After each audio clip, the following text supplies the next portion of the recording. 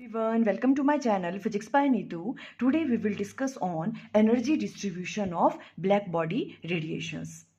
देखो बच्चों, इसी वाले वीडियो में हम Wien's displacement law and Stefan's Boltzmann law भी अंडरस्टैंड कर लेंगे आज एक ही वीडियो में। तो आपने अंडरस्टैंड करना है इस वाले वीडियो को बहुत अच्छे से। देखो, सबसे पहले हम कर रहे हैं energy distribution of black body radiations. देखो, हमने जैसे अंडरस्टैंड किया था ब्लैक बॉडी क्या होती है, जो बहुत सारी रेडिएशंस को क्या करती हैं, एब्जॉर्व करती हैं। मीन्स जितनी रेडिएशंस उस पर फॉल करती हैं, किसी भी वेवलेंथ की हो चाहे वो, है ना, वो उन सभी रेडिएशंस को क्या कर लेती है, अपने में एब्जॉर्व कर लेती है। और हमने क्या कहा था कि अगर ब्लैक बॉडी क्या कर रही है, सभी रेडिएशंस को अपने में एब्जॉर्व कर रही है, तो वो एमिट भी ज़्यादा करेगी रेडिएशंस, है ना। हमने लास्ट वाले लेक्चर में पढ़ा था किरचॉफ लॉ के बारे में। तो देखो, अब हमने क्या किया, हमने कोई ब्लैक बॉडी ली, है ना। फॉर एग्जाम्पल हमने कोई ब्लैक बॉडी ली और उसका हमने टेम्परेचर रेज किया। फॉर एग्जाम्पल उसका टेम्परेचर हमने T1 रेज किया, ठीक है। उसका टेम्परेचर कितना है, T1 है। तो वो क्या करेगी, बॉडी बहुत सारी रेडिएशंस को क्या करेगी, वो एमिट करेगी, है ना। और बहुत सारी वेवलेंथ की रेडिएशंस को एमिट करेगी, अलग अलग वेवलेंथ होगी उन रेडिएशंस की, उन सबको वो एमिट करेगी। तो हमने ग्राफ प्लॉट किया किस किस के बीच में, इंटेंसिटी ऑफ रेडिएशंस के बीच में। मींस कितनी रेडिएशंस वो एमिट कर रही है ब्लैक बॉडी, जब हमने उसका टेम्परेचर रेज किया तो कितनी रेडिएशंस क्या कर रही है, वो एमिट कर रही है। इंटेंसिटी ऑफ रेडिएशंस हमने इस तरफ लिया। इंटेंसिटी ऑफ रेडिएशंस को हम और किस तरह से राइट डाउन कर सकते हैं, एनर्जी रेडिएटेड Q पर unit area per unit time, ठीक है। इंटेंसिटी ऑफ रेडिएशंस को हम क्या राइट डाउन कर सकते हैं, एनर्जी रेडिएटेड पर unit area per unit time. इसका ग्राफ प्लॉट किया हमने किसके साथ, वेवलेंथ के साथ। मींस जो भी रेडिएशंस एमिट कर रही है वो black body, perfectly black body जो है वो जो भी रेडिएशंस एमिट कर रही हैं, यहाँ पे हमने वो वाली जो रेडिएशंस एमिट कर रही हैं उसकी वेवलेंथ वो हमने यहाँ पे ले ली। क्लियर। तो अब हमने क्या कहा, उस ब्लैक बॉडी का टेम्परेचर कितना लिया हमने, T1 लिया हुआ है। तो ग्राफ कुछ इस टाइप का आया। देखो, जब भी हमने intensity of radiations and wavelength के बीच में ग्राफ प्लॉट किया, हमने जो भी उसका स्पेक्ट्रम देखा, हमने क्या कहा है, जो ब्लैक बॉडी है इसका सारा डाटा हमारे पास है ना। तो हमने देखा कि उस टेम्परेचर के लिए जो भी आपके पास ग्राफ बन रहा था intensity of radiations and wavelength के बीच में, वो इस तरह से बना। अभी फिलहाल इन दो ग्राफ्स को रहने दो, अभी हम T1 की बात कर रहे हैं। जब टेम्परेचर T1 था बॉडी का तो ग्राफ इस तरह से बना। तो इस ग्राफ से क्या अंडरस्टैंड कर रहे हैं, देखो हम, देखो इसका मतलब क्या है कि जो ये वाली वेवलेंथ थी, फॉर एग्जाम्पल यहाँ पे पॉइंट लेते हैं, ठीक है, जो ये वाली वेवलेंथ है, जिस रेडिएशंस की वेवलेंथ ये वाली थी, वो उसकी इंटेंसिटी कितनी थी, इतनी थी, है ना। मीन्स उसने इतनी वेवलेंथ वाली कितनी रेडिएशंस एमिट हुई, इतनी, ये वाली, है ना। इतनी इंटेंसिटी थी, इतनी नंबर ऑफ रेडिएशंस निकली, जिसकी वेवलेंथ कितनी थी, इतनी सी थी। जैसे फॉर एग्जांपल आप ड्रॉ कर लो, जैसे यहाँ पे है ना, तो इतनी, यहाँ तक। मीन्स इस वाली वेवलेंथ की जो रेडिएशंस थी, है ना, वो कितनी, उसकी इंटेंसिटी कितनी थी, कितनी रेडिएशंस इस वेवलेंथ की एमिट की इस ब्लैक बॉडी ने, इतनी वाली, ठीक है। आगे देखो, जैसे ये वाली है ना, जो ये वाली वेवलेंथ थी, इस वाली वेवलेंथ की रेडिएशंस कितनी एमिट की,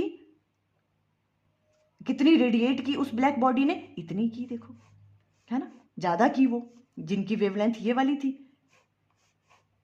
वो वाली रेडिएशंस ज्यादा एमिट करी उसने, ज्यादा रेडिएट करी उस ब्लैक बॉडी ने, है ना। उसी तरह से देखो, ये है लैम्डा मैक्सिमम। मींस जो इस वाली वेवलेंथ की रेडिएशंस है, लैम्डा मैक्सिमम का मतलब क्या है कि इस वाली वेवलेंथ, ये वाली वेवलेंथ है ना, देखो इस वाली वेवलेंथ की रेडिएशंस जो हैं उस ब्लैक बॉडी ने मैक्सिमम रेडिएट की, उसे हम कहते हैं लैम्डा मैक्सिमम। ध्यान से सुनना आपने, लैम्डा मैक्सिमम क्या कहा हमने, कि जो भी ब्लैक बॉडी है उसका जब टेम्परेचर रेज किया तो लैम्डा मैक्सिमम कौन सी वैल्यू हुई, कि मैक्सिमम नंबर ऑफ रेडिएशंस जो हैं, जो उस ब्लैक बॉडी ने रेडिएट की, वो उस वाली वेवलेंथ की।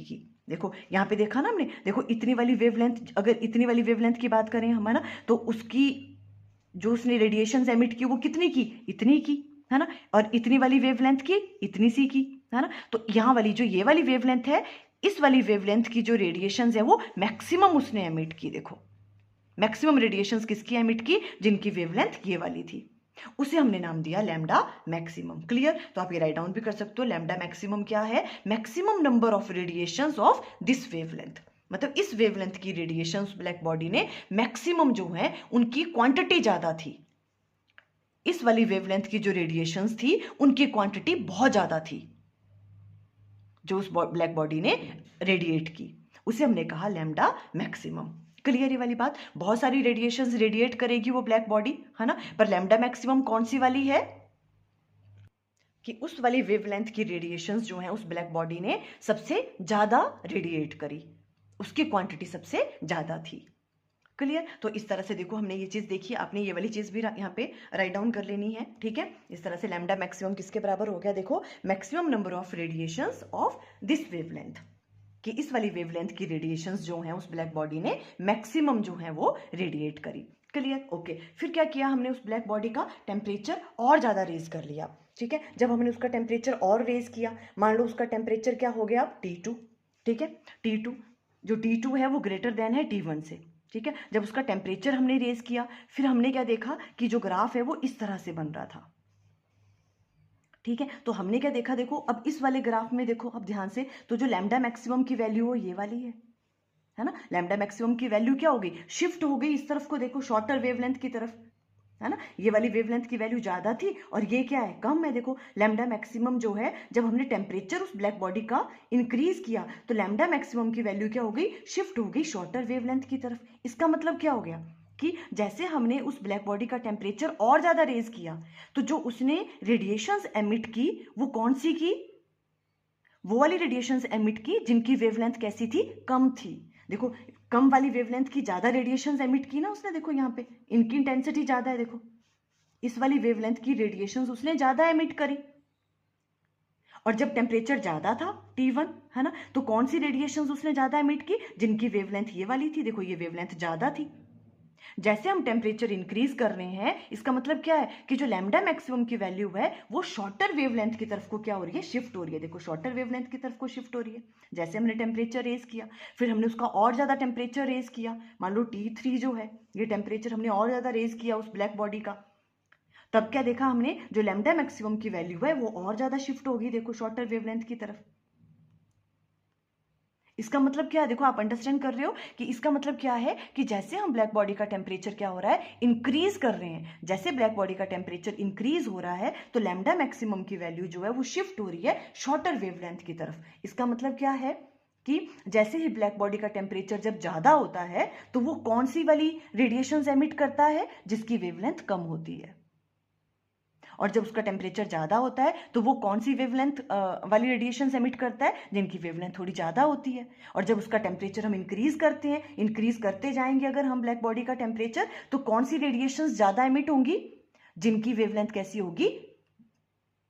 शॉर्ट होंगी। शॉर्टर वेवलेंथ वाली जो रेडिएशंस है वो ज़्यादा एमिट करती है ब्लैक बॉडी जब उसका टेम्परेचर क्या होता है? ज़्यादा होता है। आपने ये चीज़ याद रखनी है, ठीक है। जितना ज्यादा टेम्परेचर बॉडी का होगा, इसका मतलब वो जो भी रेडिएशंस एमिट कर रही है उनकी वेवलेंथ कैसी होगी? कम होगी।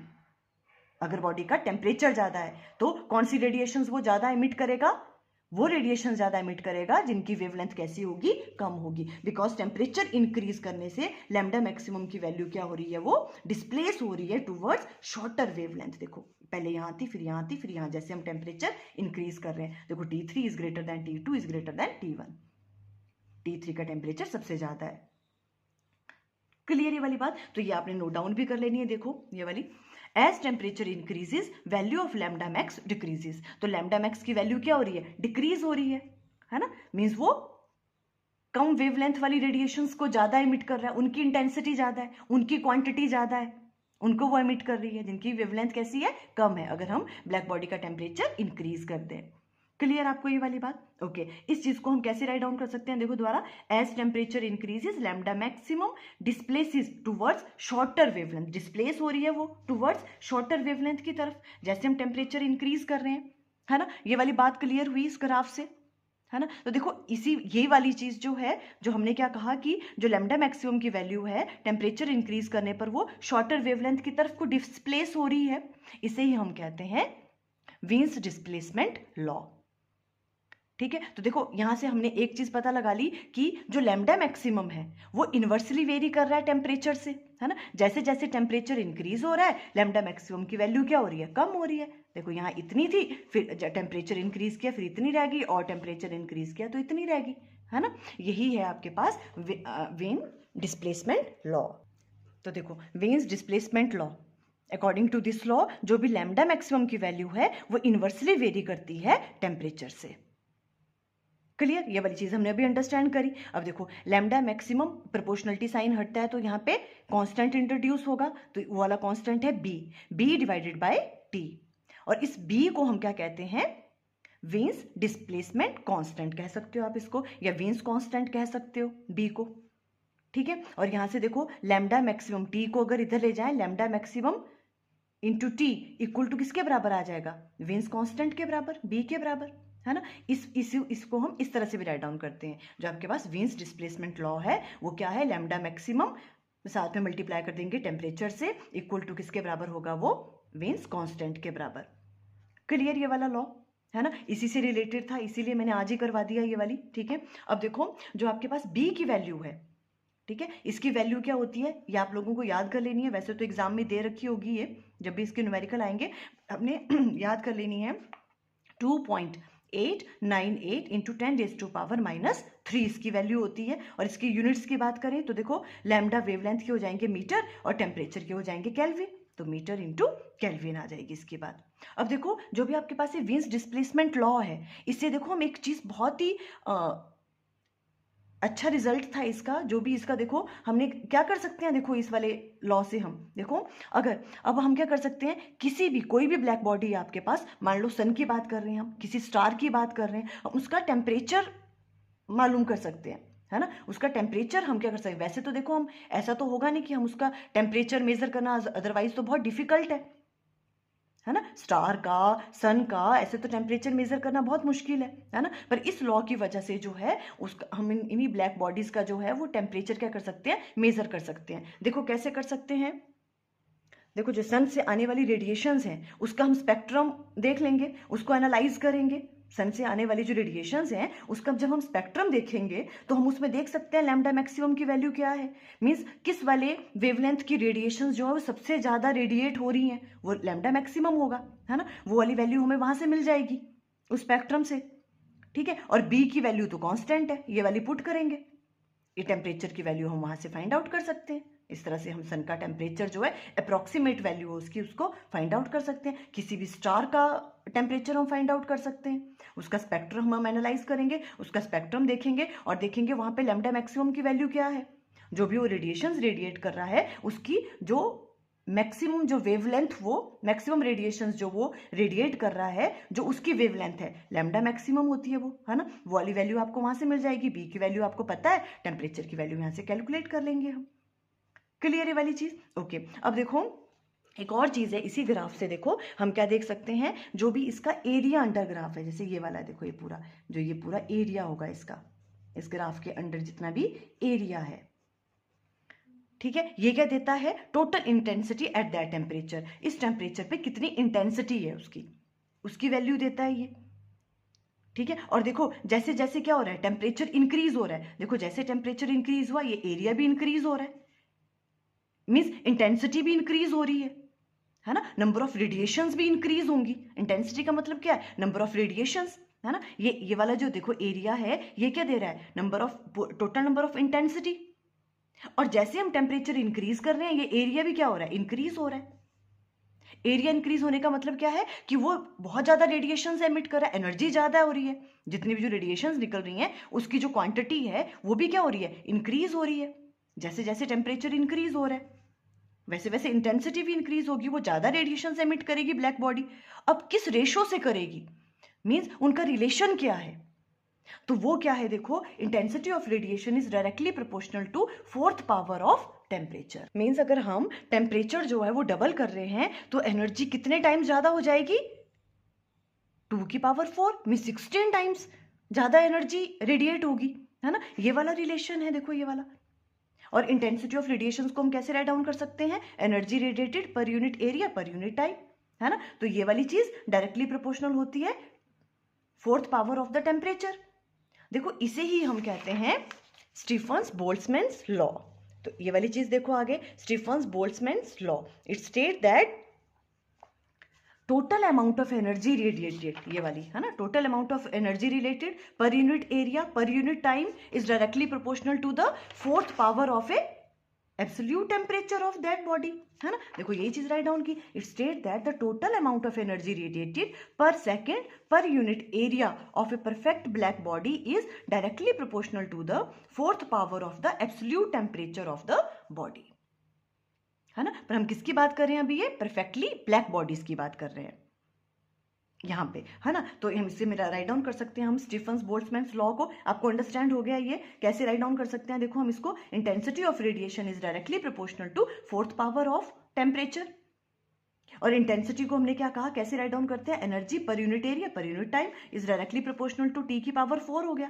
प्रोपोर्शनलिटी साइन हटेगा तो यहाँ पे सिग्मा लगता है, ठीक है, Q divided by AT sigma T की पावर 4, और सिग्मा क्या यूनिवर्सल कांस्टेंट है, या तो हम इसे कह सकते हैं स्टीफन बोल्ट्जमैन कांस्टेंट, ठीक है। और इसकी वैल्यू क्या होती है, देखो सिग्मा की, ये भी आपने याद कर लेनी है, 5.67 इंटू 10⁻⁻8 ये होती है इसकी वैल्यू सिग्मा की, ठीक है। अगर इसकी यूनिट्स की बात करें तो देखो सिग्मा की यूनिट्स आप निकाल सकते हो। अब कैसे निकालेंगे, देखो सिग्मा सिग्मा यहीं पे रहने दो, टी की पावर 4 को नीचे ले जाओ, यहाँ पे यहाँ आ जाएगा, है ना। तो देखो Q divided by A energy, Q divided by T, इसे हम क्या लिख सकते हैं, वॉट लिख सकते हैं, है ना, पावर बन गई ना ये वाली, है ना। तो Q डिवाइडेड बाय T को हम वॉट लिख लेंगे, तो देखो ये वॉट आ गया, है ना। नीचे एरिया है ये मीटर स्क्वायर, और T की पावर 4 भी नीचे आएगा तो केल्विन की पावर 4 आ जाएगा, है ना। ये इसकी यूनिट्स होगी सिग्मा के। क्लियर, सिग्मा की वैल्यू ये वाली होती है, ये न्यूमेरिकल्स में आपको हेल्प करेगी। तो देखो हमने क्या कहा, Q divided by A into T, वो किसके बराबर आ गया, सिग्मा T की पावर 4। इसी वाली चीज को हम ऐसे भी राइट डाउन कर सकते हैं, Q बाई टी यहीं रहने दो, एरिया को उधर ले जाओ, सरफेस एरिया को, है ना, सिग्मा A T की पावर 4। Q बाई टी क्या होता है, power radiated by black body, है ना, ये पावर ही तो होता है ना, power radiated by black body आप ऐसे भी राइट डाउन कर सकते हो, इक्वल टू किसके बराबर होगा, सिग्मा A T की पावर 4। सिंपल इसी को ही हमने रीअरेंज किया है ना, क्योंकि कभी कभी जो इस तरह से भी राइट डाउन करते हैं स्टीफन बोल्ट्जमैन लॉ, तो आपने कंफ्यूज नहीं होना है कि हमने तो इस तरह से पढ़ा हुआ है ना, कुछ नहीं किया, Q डिवाइडेड बाय T को यहाँ रहने दिया तो वो क्या हो गया, power, power radiated by black body equal to किसके बराबर आ गया, सिग्मा A को उधर ले गए सरफेस एरिया को, तो सिग्मा A T की पावर 4। इस तरह से भी आप राइट डाउन कर सकते हो स्टीफन बोल्ट्जमैन लॉ को। क्लियर, तो ये तो किसकी बात की हमने अभी, परफेक्टली ब्लैक बॉडी के लिए, है ना, तब तो ये होता है power radiated by black body. For any other body, अगर हम किसी भी और बॉडी की बात करें तो पावर रेडिएटेड क्या होगा, देखो P इक्वल टू यहाँ पे एक E इंट्रोड्यूस हो जाता है, बाकी वही है सिग्मा A T की पावर 4। ये E को हम क्या कहते हैं, इमिसिविटी, क्या कहते हैं, E को हम इमिसिविटी। अब देखो E की वैल्यू जो है वो लाई करती है, देखो ये चीज क्यों आई यहाँ पे, बिकॉज हमें पता है, देखो जो ब्लैक बॉडी है वो क्या करती है, सभी रेडिएशंस को अपने में एब्जॉर्ब कर रही है, और वो क्या करती है, मैक्सिमम रेडिएशंस एमिट भी वही करती है ब्लैक बॉडी, उससे ज्यादा रेडिएशंस और कोई बॉडी एमिट नहीं करती है ना। तो देखो अब E की हमने किसी अदर बॉडी की बात करनी थी तो हमने E इंट्रोड्यूस किया यहाँ पे, मींस E की वैल्यू लाई करेगी 0 से 1 के बीच में। जब E की वैल्यू 1 हो जाएगी, देखो E की वैल्यू अगर 1 हो गई तो E की वैल्यू पुट करो यहाँ पे 1, तो पावर की वैल्यू क्या आ जाएगी, देखो सिग्मा A T की पावर 4, और ये तो क्या है, black body, power radiated by black body, है ना, क्योंकि मैक्सिमम पावर कौन रेडिएट करेगा, ब्लैक बॉडी, उससे ज्यादा तो कोई कर नहीं सकता, है ना। तो E की पावर क्या है, E की वैल्यू क्या हो सकती है, मान लो अगर ब्लैक बॉडी नहीं है तो कुछ भी हो सकती है, 0.4 0.5, है ना। अगर 1 हो जाती है E की वैल्यू तो वो क्या बन जाएगी फिर, ब्लैक बॉडी, तो वो ब्लैक बॉडी बन जाएगी, मीन्स ब्लैक बॉडी सबसे ज्यादा पावर रेडिएटेड करती है ना। तो E की वैल्यू क्या है, ये वाला रिलेशन कब लिखेंगे हम, फॉर एनी अदर बॉडी, तो ये वाली वैल्यू होगी उसकी। और कोई कोई बॉडी ऐसी होती है जो एमिट ही नहीं करती हैं, उसके लिए E की वैल्यू क्या होगी, 0, तो मिनिमम वैल्यू क्या होगी E की, 0, और 1 से कम ही रहेगी, 1 से ज्यादा हो ही नहीं सकती, बिकॉज जब वो 1 हो जाएगी तो पावर रेडिएटेड किसके बराबर आ जाएगा, ब्लैक बॉडी, ब्लैक बॉडी से ज्यादा जो है वो क्या करती हैं, रेडिएशंस एमिट कर ही नहीं सकती कोई बॉडी, सबसे ज्यादा ब्लैक बॉडी करती है, तो 1 होगी इसकी मैक्सिमम वैल्यू, E की वैल्यू मैक्सिमम 1 होगी और मिनिमम क्या होगी, 0। E1 जो है परफेक्टली ब्लैक बॉडी के लिए है, P की वैल्यू ये वाली आ जाएगी उस केस में, ठीक है। ये चीज भी आपने याद कर लेनी है। फॉर एनी अदर बॉडीज हम यहाँ पे E इंट्रोड्यूस कर देते हैं, इसे हम कहते हैं इमिसिविटी, और इसकी वैल्यू कहाँ से कहाँ तक लाई करती है, 0 से लेके 1 तक। क्लियर ये वाली चीज़? तो देखो आज हमने एनर्जी डिस्ट्रीब्यूशन पढ़ा किसके लिए, ब्लैक बॉडी रेडिएशंस के लिए, है ना। और हमने वीन्स displacement law and Stefan Boltzmann law के बारे में भी अंडरस्टैंड किया। आई थिंक आपको क्लियर हो गया होगा अच्छे से। Okay, thank you.